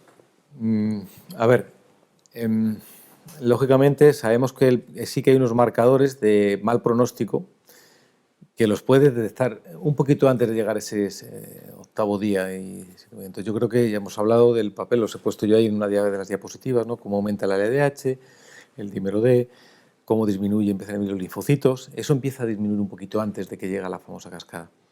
yo creo que cada vez se está trabajando más en ese tipo de factores pronóstico y creo que si conseguimos, lo que he puesto también ahí es, hace poco una revisión donde te dice que todas estas reglas pronósticas, intentar buscar esos factores, bueno, pues son muy dispares, utilizan criterios un poco diferentes y por lo tanto no se puede establecer ahora determinados, pero sí que se ha visto que los factores que van mal, efectivamente, los cambios bioquímicos que aparecen no ya en el día 8, sino un poquito antes. Luego podría ser una herramienta que tengamos ahí a nuestra disposición. Y la otra parte, lógicamente, lo que sabemos de la radiología, del estudio de imágenes, que la radiografía nos sirve poco solo para diagnosticar, que es mucho más sensible y específica el TAC, no podemos hacer un TAC, y la ecografía pues tiene también sus limitaciones. Pero lógicamente, si pudiésemos correlacionar algunos estudios, a ver, también hay que tener en cuenta una cosa, mientras no tengamos la seguridad de que hay tratamientos que previenen la evolución, lo que estamos hablando es de diagnosticar antes y probablemente ingresar antes para dar un soporte gasométrico, aéreo, asegurar que el paciente y tener una capacidad de acción lo antes posible. Y si realmente conseguimos descubrir que hay un fármaco que tratado precozmente va a evitar la mortalidad, pues estupendo. Pero en este momento, insisto, estaría bien, si los tuviésemos, yo creo que sí, los podemos hacer. Hay que tener cuidado, sobre todo en el tema de las pruebas de imagen, con lo que supone también el contagio a otros entornos. Tendríamos que tener acceso, si pedimos una placa o la ecografía no lo hacemos en el centro, lógicamente a unas unidades de radio portátiles o periféricas que protejan al trabajador sobre todo y también sea eficaz la placa que nos hagan. Pero yo creo que hay que trabajar en eso, sí, me parece que es bueno trabajar en eso, sí, porque ya estamos empezando a encontrar determinados marcadores para poder diagnosticar precozmente y de eso que se derive una actuación clínica. Si no vamos a derivar una actuación clínica, de luego no sirve de nada tener esas pruebas disponibles. Sí, la verdad es que estamos en una situación ahora un poco de cambio, ¿no? Yo creo. Sí, estamos pasando de una situación en la que no podíamos hacer nada, lo máximo recomendar aislamiento, mover lo menos posible al paciente, al sospechoso, al caso posible, porque ni siquiera sabíamos si era un COVID positivo, porque, hombre, tiene su importancia. Esos criterios o estos scores que hay son en pacientes que ya conoces que es un COVID positivo, es decir, no en cualquier infección respiratoria, ¿no? Si no, baja la sensibilidad, la especificidad, está claro, ¿no? Yo creo que estamos en ese cambio, es decir, yo creo que ahora el cambio es, bueno, vamos a seguir pensando en el aislamiento porque queremos evitar un nuevo brote dentro de un mes o de 2 meses, pongamos por caso. Nadie se pone de acuerdo tampoco en si las temperaturas nos ayudarán o no, si el verano será mejor o peor, no, tampoco lo sabemos. Hay artículos que dicen que no, que va a ir muy bien con el calor y otros, hace muy poco también otro que decía no, pues que el calor no le influía, ¿no? Bueno, entonces yo creo, pero sí que nosotros estamos en un cambio. El cambio de que nosotros como médicos de familia vamos a tener que queremos hacer más cosas, vamos a asumir algo más de responsabilidad. Por lo tanto, lo primero, bajo mi punto de vista, tenemos acceso a PCR, tenemos que poder diagnosticar fielmente al paciente, evidentemente aplicando unos criterios. Criterios, pues bueno, criterios clínicos, tenemos los síntomas. Me ha gustado comentaros el tema de la anosmia. Curiosamente, una guía que acaba de publicar además en español, BMJ, ha publicado y pone 3 síntomas: tos, fiebre y anosmia. Quizás porque el principal estudio de anosmia es británico, ¿no? Pero bueno, si tienes un criterio para no enviar todo el mundo a hacer una radiografía o hacer unos análisis o hacer una PCR, pues bueno. Pero yo creo que sí que hay que poner unos criterios para hacer esos diagnósticos a pacientes con síntomas. A los que tienen síntomas de más de 7 días podremos utilizar técnicas de anticuerpos que junto o por ahora combinado con la PCR, por los problemas de sensibilidad y especificidad, tiene una especificidad alta, pero una sensibilidad baja y por lo tanto los negativos no me los acabo de creer mucho. Bueno, radiografías, bueno, ecografías, es verdad que hay gente que, por eso hacemos ecografías pulmonares, pero bueno, supone pues eso, mover al paciente en el mismo centro, tener más personas en riesgo, yo creo que quizás no, pero bueno, quizás podríamos sacar de esta crisis que tengamos algún tipo de analizador en el centro donde podamos tener un dímero de unas transaminasas y unos leucocitos, ¿no? Que es, bueno, pues es una pista más, es decir, realmente si yo puedo tener esto y tengo un dímero de alto, bueno, pues tengo bastantes más números y voy a enviar antes, porque si envío antes a ese paciente, es cierto que voy a disminuir mortalidad, o muy probablemente voy a disminuir mortalidad. Al final hablamos de esto, ¿no? De controlar los graves y darnos tiempo a llegar a una vacuna, ¿no? Muy bien. Javier, hay aquí una cuestión que yo creo que es importante y se habla a lo mejor poco, pero los médicos de familia tenemos que hablar de ello. Yo creo que porque lo vemos todos los días en el centro. En Madrid se están dando datos de incidencia de COVID por distritos, por barrios, vamos. Y hay claramente diferencias de incidencia entre barrios, incluso entre barrios que son próximos. ¿Conoces algún estudio que haya valorado si la influencia que puedan tener los factores sociosanitarios o sociales o de tipo comunitario en estas diferencias de incidencia? Sí que hay estudios, sobre todo también asociados al SARS, sobre la transmisión intrafamiliar, la transmisión en casa, sobre todo en épocas de confinamiento. Ciertamente, cuando tú haces el confinamiento, lo que probablemente haces es aumentar la transmisión dentro del domicilio, y entonces eso va ligado con el tipo de domicilio que tengas. Es decir, si tú tienes un domicilio donde tienes una persona que empieza con síntomas respiratorios, se puede aislar en su habitación, con su baño en suite, pues ya sabemos que estamos hablando de un barrio de unas características determinadas, con unos pisos de un tamaño determinado y con menor riesgo.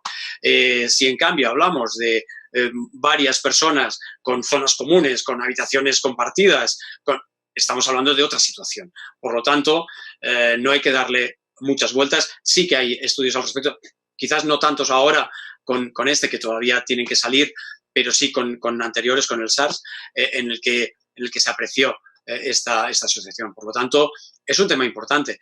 Comentando con compañeros también de ahí de Madrid, pues lo decían, es que, vale, yo no estoy haciendo análisis, pero es que a lo mejor la prevalencia en España será de X, pero yo debo tener aquí un 20, porque es que lo veo, ¿no? Vale. Hay muchas preguntas, José, relacionadas con la hidroxicloroquina. Vale. Te voy a hacer unas cuantas. La primera, porque ahí estoy viendo varias, en relación a su uso de forma profiláctica. Vale, primero aclarar lo que... A ver, la cloroquina, como los otros fármacos, está en una fase experimental. Es un fármaco que tiene unas propiedades antiinflamatorias y antivirales y, por lo tanto, parece situado en una buena posición para actuar sobre la base fisiopatológica de la enfermedad. El problema que tenemos con este fármaco son dos cosas, que no tenemos estudios buenos, ni siquiera con pocos pacientes, de curso clínico, y entre ellos estaría lo que acabas de preguntarme, es decir, si yo tomándolo precozmente va a evitar la infección preventiva. No tenemos estudios todavía. Hay estudios en marcha y seguramente en poco tiempo tendremos esa información. Y la segunda parte también que ocurre con esto es que es un fármaco que lo utilizamos a dosis muy altas con respecto a lo que se utiliza habitualmente en la práctica clínica para patologías crónicas osteoarticulares, fundamentalmente, o inmunológicas. Y entonces sabemos que efectivamente es un tratamiento a corto plazo y por lo tanto es poco probable que produzca una toxicidad, pero en cuanto le empezamos a asociar con otros fármacos podemos tener riesgo. Entonces, la respuesta es, ¿qué pienso de si puede prevenir? Ahora mismo no hay ningún estudio que me conteste a eso, porque vuelvo a repetir que los estudios que hemos tenido publicados, hay tres ensayos clínicos en pacientes reales. El francés que he dicho antes, que estudiaba sobre todo aclaramiento de la vía respiratoria, el chino, que estudiaba lo mismo, y luego hay otro estudio también en China, con un poquito menos pacientes, que sí que miraba pronóstico, sí que miraba curso clínico. Está también en el material que luego vais a tener. Y lo que se vio es que mejoraba la resolución radiológica, no hablaba de gravedad, solamente miraban clínica, evolución clínica y radiología. Mejoraba un poquito la evolución radiológica, muy dispar, había unos criterios muy dispares en la radiología, y mejoraba la clínica, acortaba la clínica en un día y medio, pero no hablaban de pronóstico. Y esos eran pacientes que estaban ya con neumonía, cuando tú les dabas el tratamiento con neumonía. Pero preventivamente, hasta el momento, no ha habido. Si podemos achacar lo que ha dicho antes Javier, sabe que cuanto más carga hay en la vía respiratoria, más probable es que haya una infección más severa del paciente. Si asimilamos disminución de carga con prevención, bueno, pero es que no se ha demostrado el curso clínico. Entonces, pero también decir que estamos, en breve, seguramente lo tendremos, y que estos pacientes realmente, estamos hablando de prevención, muchos de ellos sabemos que van a evolucionar, pues como decía el estudio de China, el 80% no va a requerir nunca ingresar en el hospital, se van a curar en casa. También hay que tener un poco esa referencia de cara a la urgencia de utilizar o no utilizar esos tratamientos. Y también hay preguntas en relación con la hidroxicloroquina de pacientes que por otras patologías la están tomando de forma crónica, si se sabe si han tenido algún tipo de protección de cara a la infección por COVID o no. Si hay algún dato que se pueda señalar sobre esto o no hay ninguno. No hay dato, y es lo que también cuando te lees algunos artículos en la discusión, precisamente lo que te dan es ese dato. Con lo utilizado que está este fármaco para otras enfermedades, se supone que también en China, ¿cómo no hay un dato que te diga, mira, es que ha habido una corte de pacientes con artritis reumatoide o con la enfermedad que se ha utilizado, que resulta que no tenemos esos datos, no están publicados?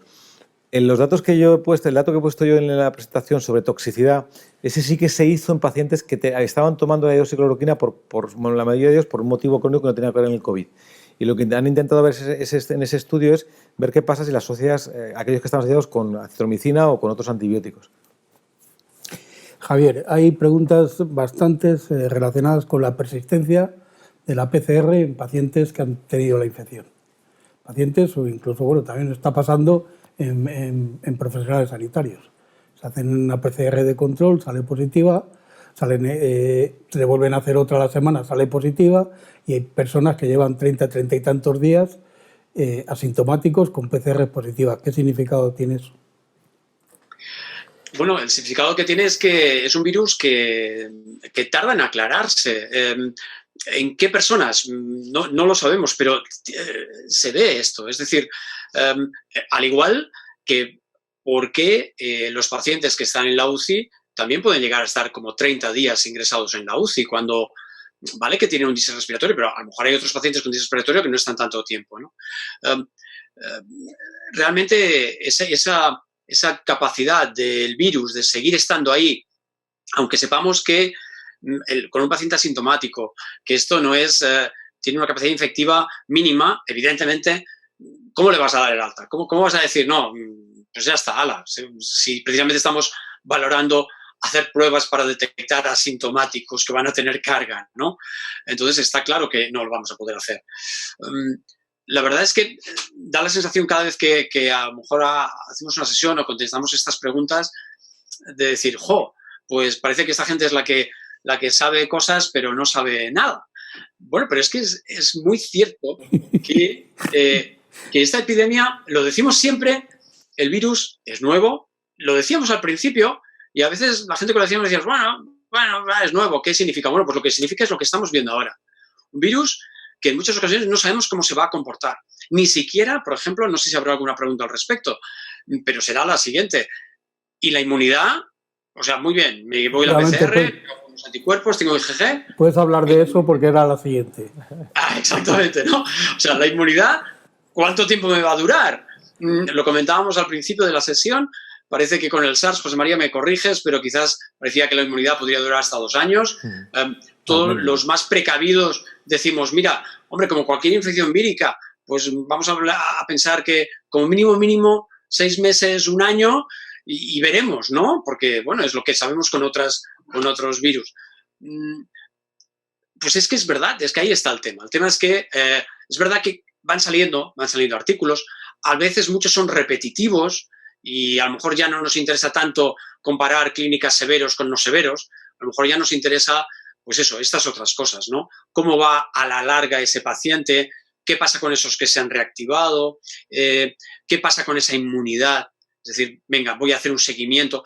Hace un rato estaba leyendo un artículo precisamente que parecía que los anticuerpos, que tenían anticuerpos IgG suficientes dentro de un paciente, 3 pacientes concretos en un estudio, pero todos todavía con PCRs positivas. Por lo tanto, la sensación que les daba a los investigadores era, bueno, estos anticuerpos no han conseguido neutralizar ese virus ahí, ¿o qué? O sencillamente estoy encontrando restos de ARN no infectivo, pero que tarda tiempo en eliminarse.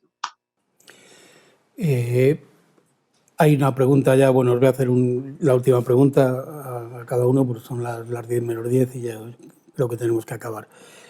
Hay varias preguntas relacionadas con sintomatología no respiratoria, tipo cutánea, por ejemplo, y medidas de aislamiento.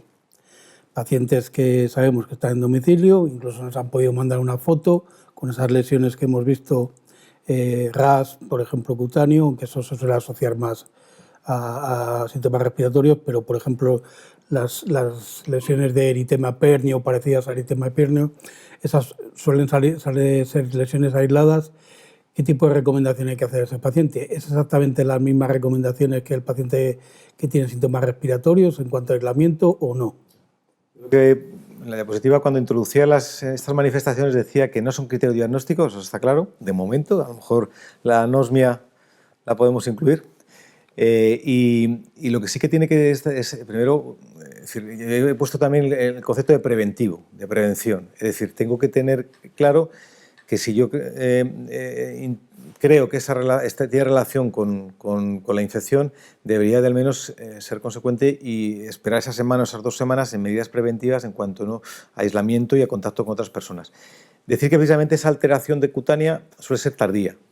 Es decir, que como decíamos antes, probablemente ya no tenga posibilidad, afortunadamente, de transmitir la infección a los demás, aunque esté asintomático, porque muchas veces es el único síntoma que aparece en la manifestación cutánea. Entonces, primero, no son criterios diagnósticos, pero hay que hacerlas caso, hay que atenderlas. Yo creo que, consecuentemente, en este escenario de epidemia de COVID, debemos darle importancia. Dentro de 6 meses, a lo mejor no, debemos darle importancia, porque si ahora parece coronavirus, es coronavirus seguramente con mucha probabilidad, como ocurre con la gripe estacional. Entonces yo creo que sí que hacerles caso. Y por lo tanto seguir un poco las medidas de precaución. No sé si un aislamiento estricto, puesto que está sintomático y por lo tanto la posibilidad de transmitir por la vía respiratoria no existe, pero hombre, lógicamente las medidas de higiene, como ha dicho antes también Javier, son exigibles en este escenario y dentro de 6 meses y dentro de 1 año. Entonces, vuelvo a repetir, la vía de transmisión aérea no está ahí, pero sí puede transmitir con la saliva o... No sé, yo creo que hay que ser bastante... Yo quizás, si me permitís, sí que querría tocar la parte digestiva, ¿no? La parte de diarreas, de vómitos. ¿Y por qué digo esto? Porque, por ejemplo, en varios artículos sí que se ha visto infección nosocomial dentro de esto por pacientes ingresados en plantas de cirugía, ¿de acuerdo? Es decir, paciente con dolor abdominal que ingresa en cirugía pensando que es un abdomen agudo y tal, y genera al final un brote con los pacientes y con los profesionales sanitarios. Esto ha pasado también aquí en España, en algún hospital, ¿de acuerdo? ¿Y por qué digo esto?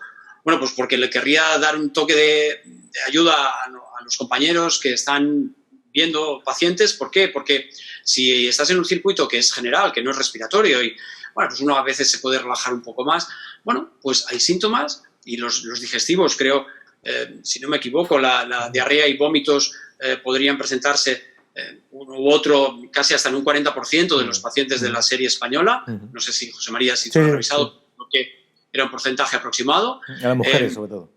Exactamente, más en las mujeres.